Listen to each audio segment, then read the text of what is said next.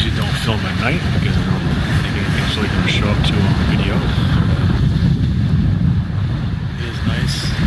I don't see anybody else out here this evening. First night so far that there's really been nobody out. We're almost 500 miles offshore. Every night just kind of fishing boats, fishing buoys, displays. And I'll scroll further out because here's where we are.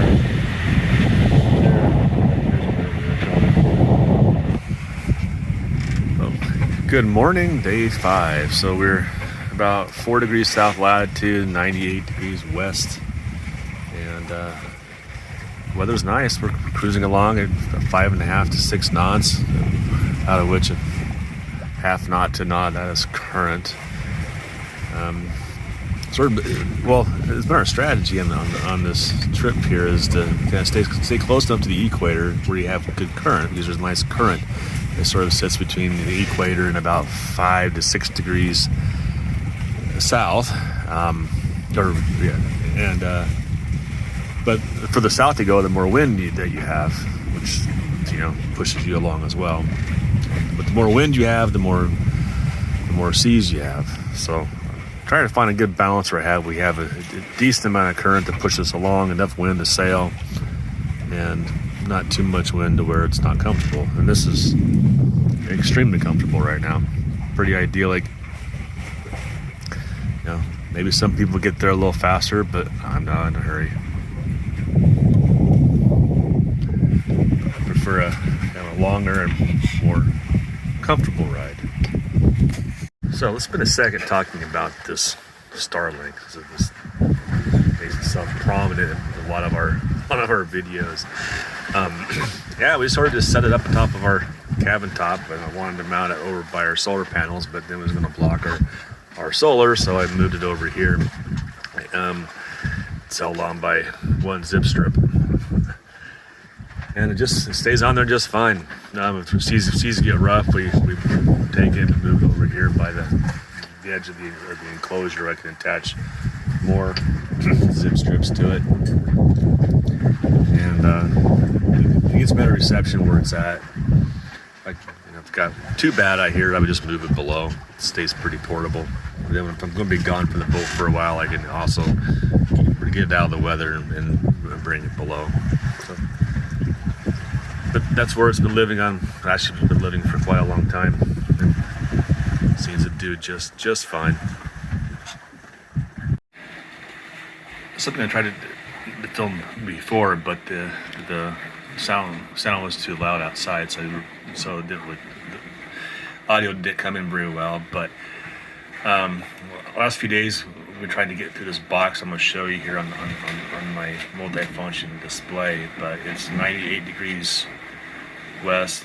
This is 95 degrees west here, and then this is 3 degrees south and 8 degrees south. It's been discussed in different forums, and also on the World Cruising Guide, that you want to stay out of this area as much as possible. Don't dilly-dally is what it says, just because it's area of kind of increased electrical activity and increased big storms. And so we are now outside of that area at about 98 and a half degrees west. So we crossed that last night. This is our Serbo GX. This is a Victron unit showing our battery charging.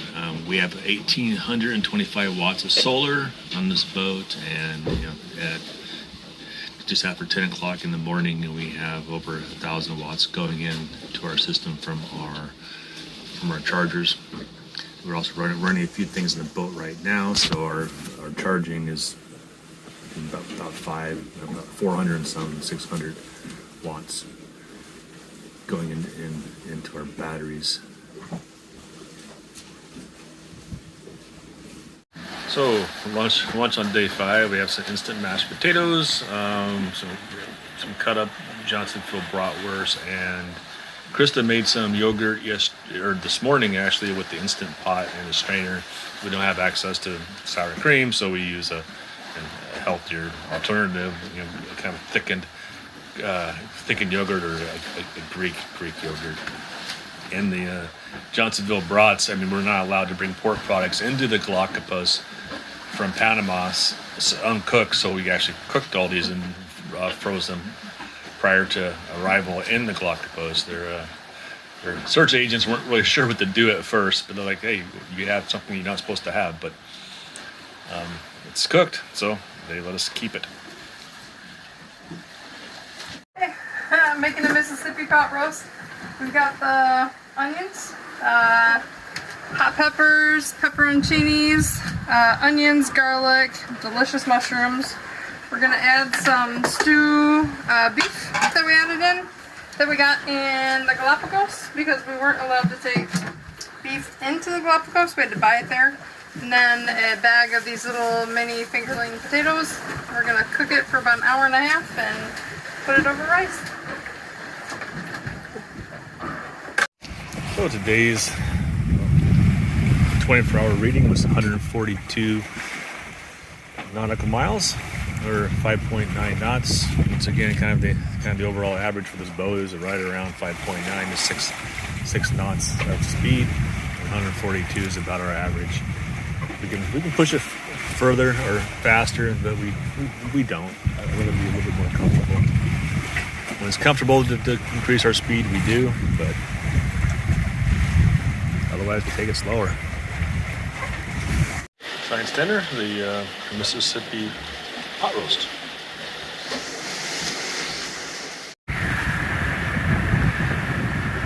That's day 6. It's Friday, and we just finished our 24-hour run. It is noon. That's when we do our calculation each day, and we last 24 hours had a distance of 145 nautical miles, so it's right about 6 knots. A little faster than average. We do pretty well during the daytime.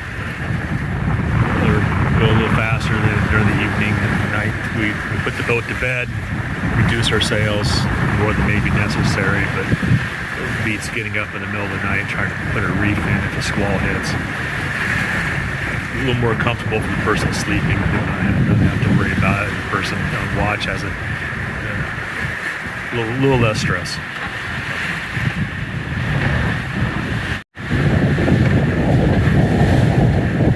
Note that we have our flying our code 0. Running almost directly downwind. Really kind of at an angle that it really cannot use our mainsail efficiently. There's nothing to fly our code. But during the evening time, it gives us a little bit of an issue, because I don't want to fly our code at night. Even though it's relatively easy to get in, still requires somebody to go up on front. So we'll just fly to Genoa, Barber Hall out at night, leave the main down. Doesn't do us much good downwind anyway. Alright, so not too much to film here on day 6. Just winds picked up a little bit. It's probably 15 knots, just enough to make the water choppy. Kind of choppy, kind of sloppy. The wind's kind of coming from one direction. The seas are coming from a little bit off, different directions, so it makes it hard to get a good angle on the sails. Yeah, and Krista, of course, she's in the tropics working on a sweater. Very fitting. It'll help out a lot when it gets under 85. Yeah.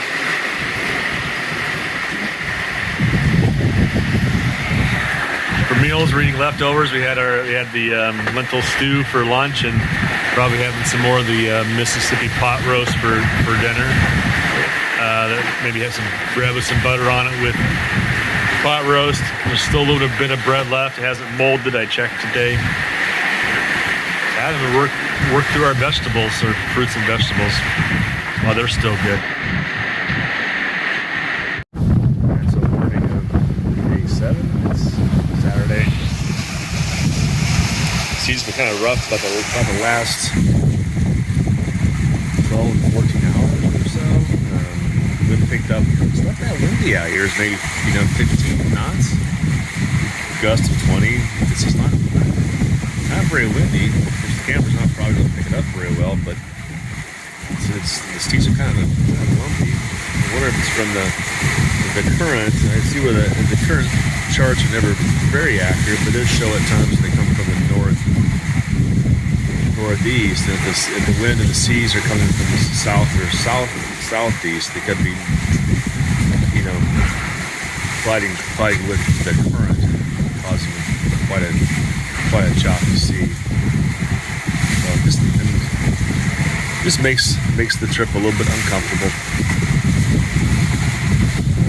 Also makes it kind of hard to get further south at the moment because that has us going more broad, a beam into the seas, which just shakes the boat quite a bit. So mostly heading, west, even a little bit northwest. So day 7 continued. It's just some choppy seas and don't have a whole lot of wind. There's maybe 15, 16 knots of wind.